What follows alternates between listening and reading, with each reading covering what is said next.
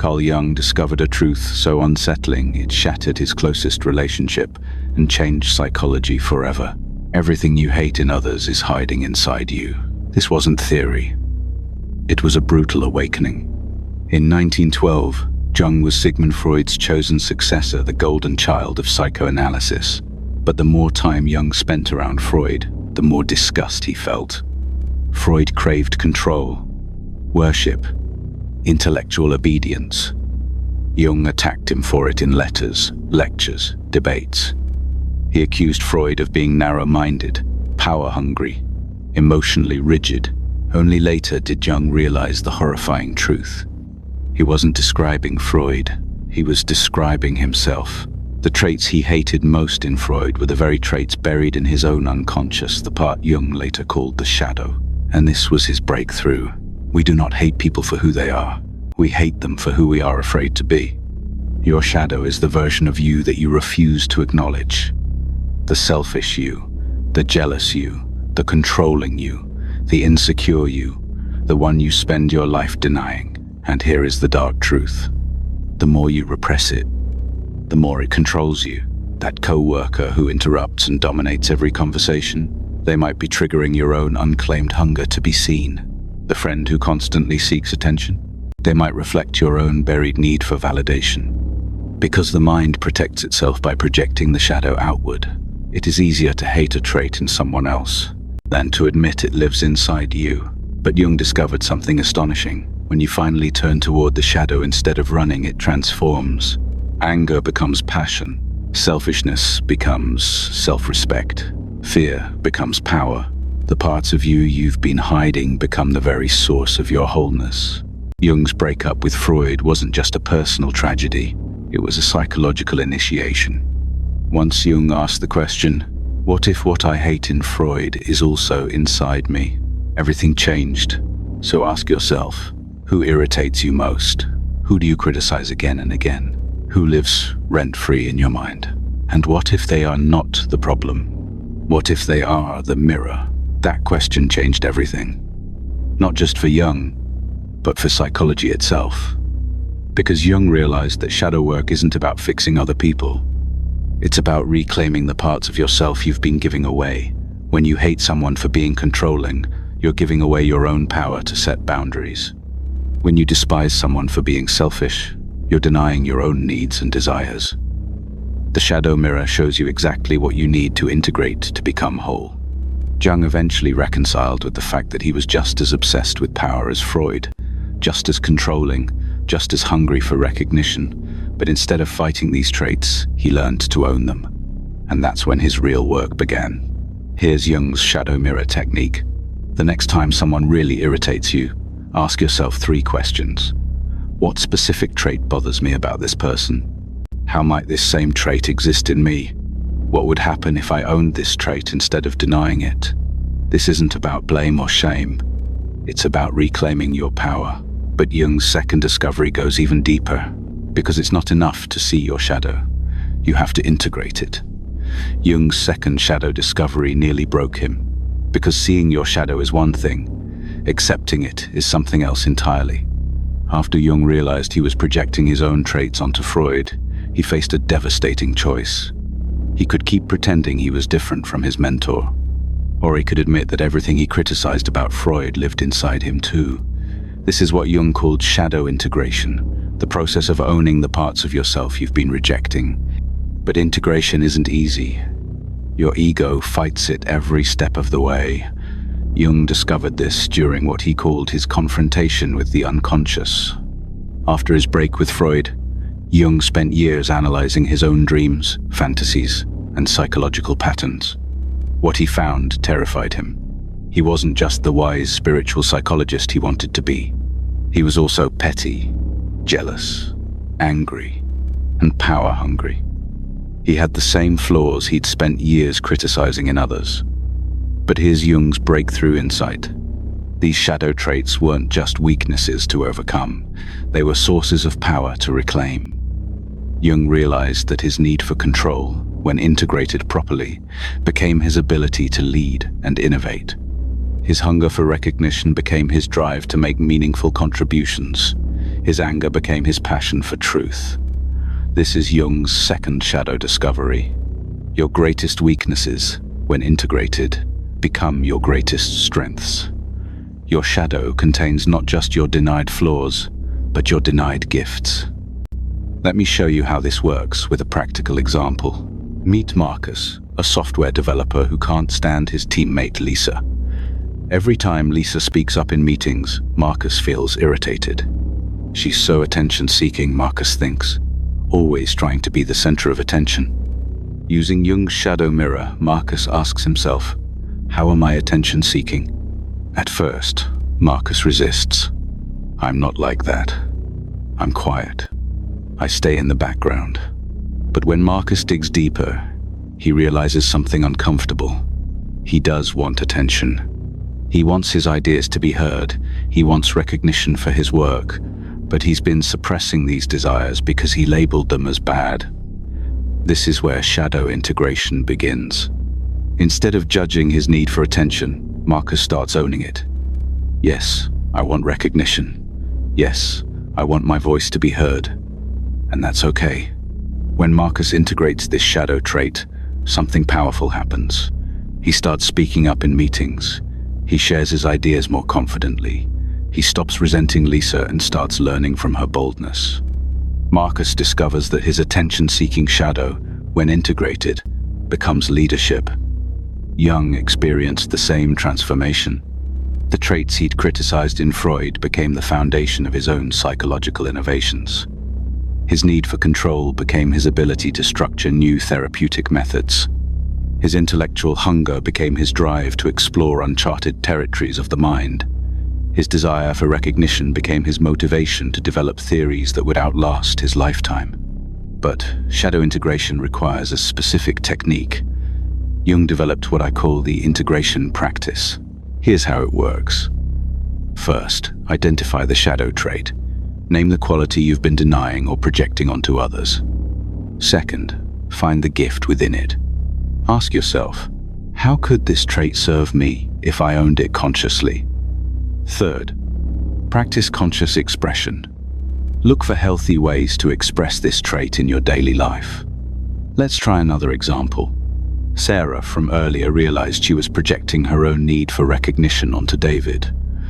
Using Jung's integration practice, she identified the shadow trait, wanting credit and recognition. She found the gift.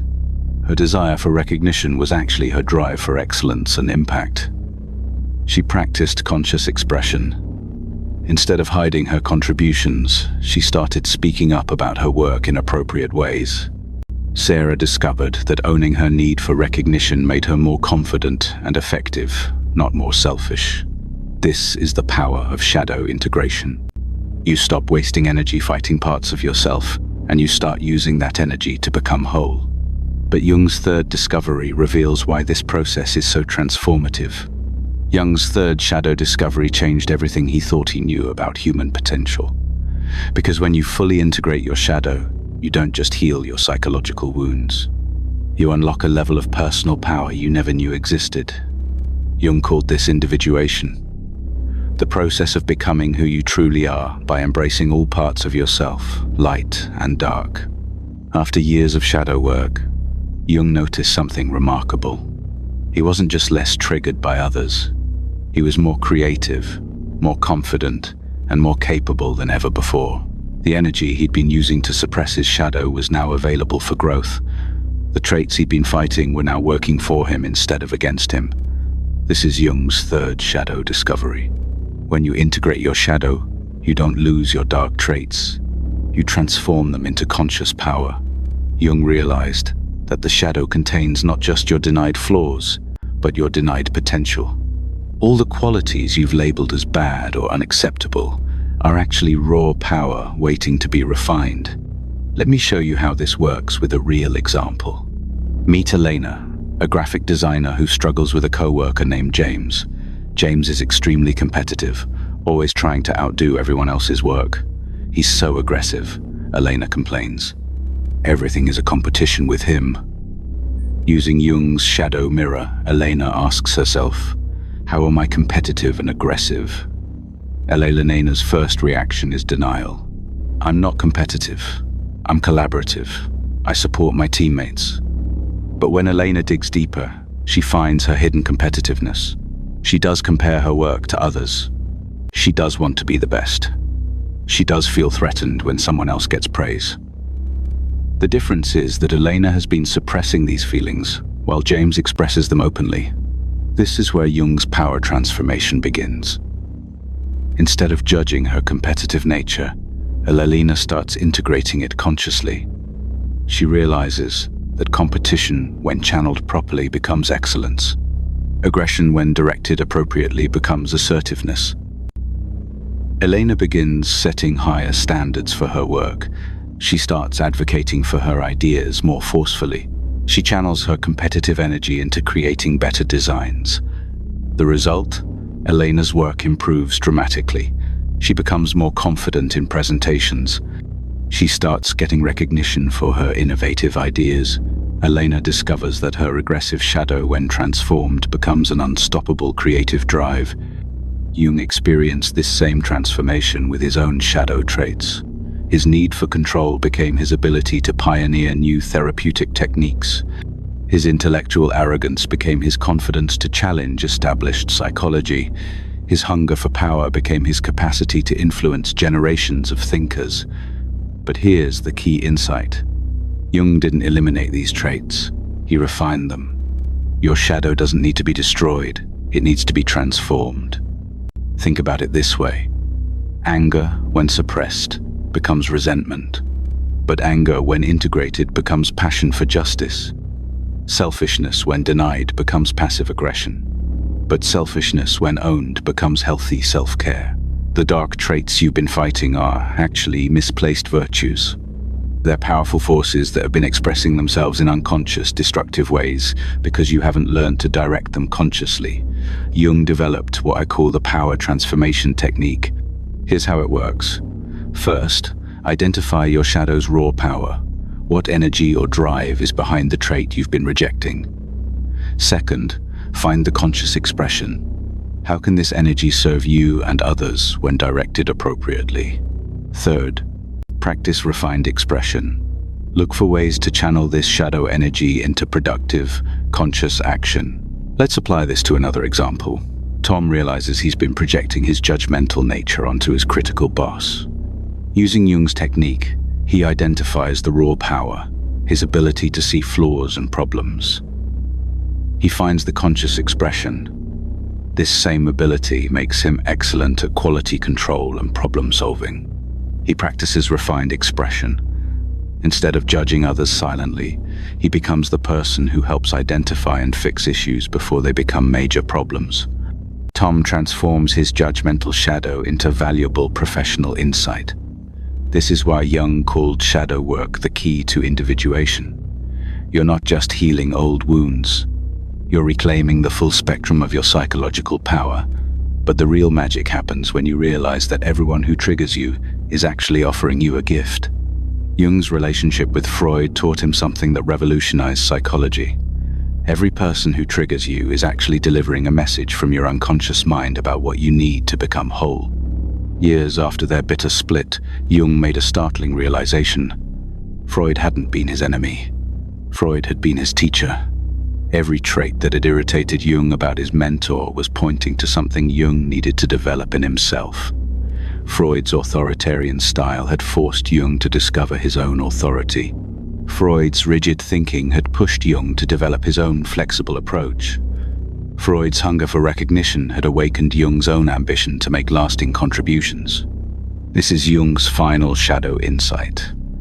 The people who trigger you most are actually your greatest gifts in disguise. Your unconscious mind uses other people as mirrors to show you exactly what you need to integrate to become your full self. But most people miss this gift because they're too busy being angry.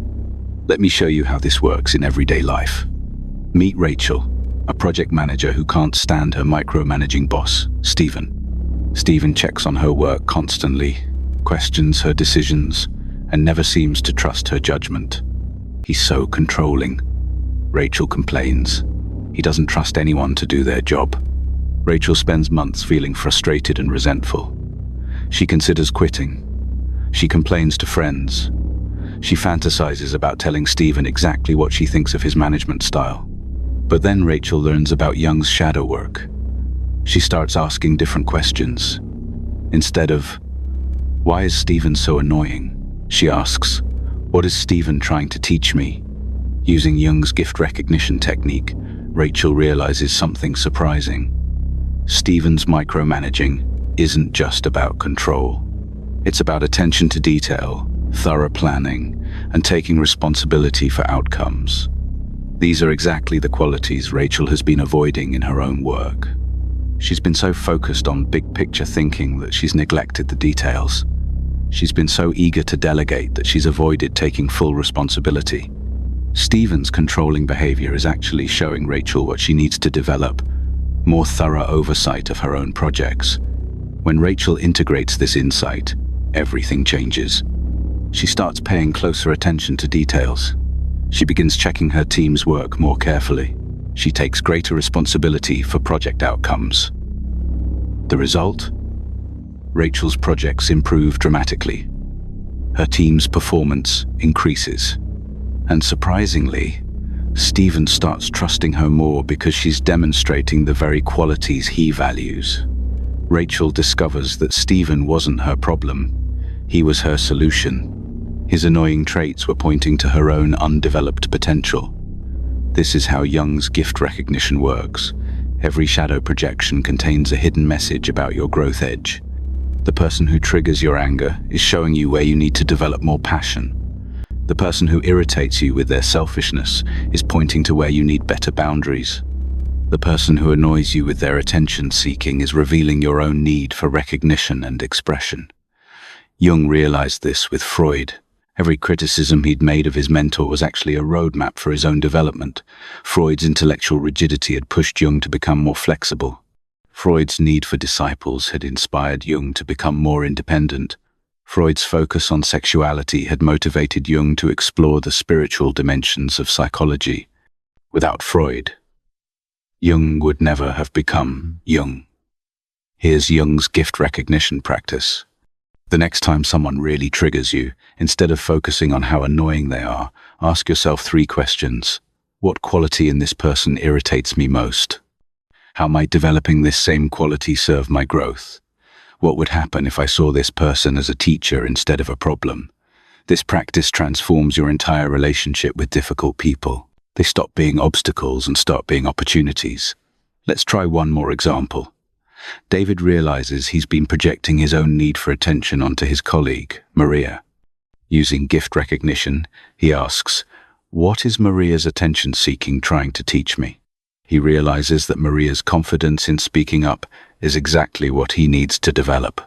Her ability to claim space in meetings is what he's been avoiding. When David starts practicing these same qualities consciously, his career takes off. Maria stops being his irritation and becomes his inspiration. This is the ultimate power of Jung's shadow work. You transform your triggers into teachers, your enemies into allies, and your projections into self-knowledge. But now comes the most important question. How do you put all of this together to transform your hidden self? So, here we are.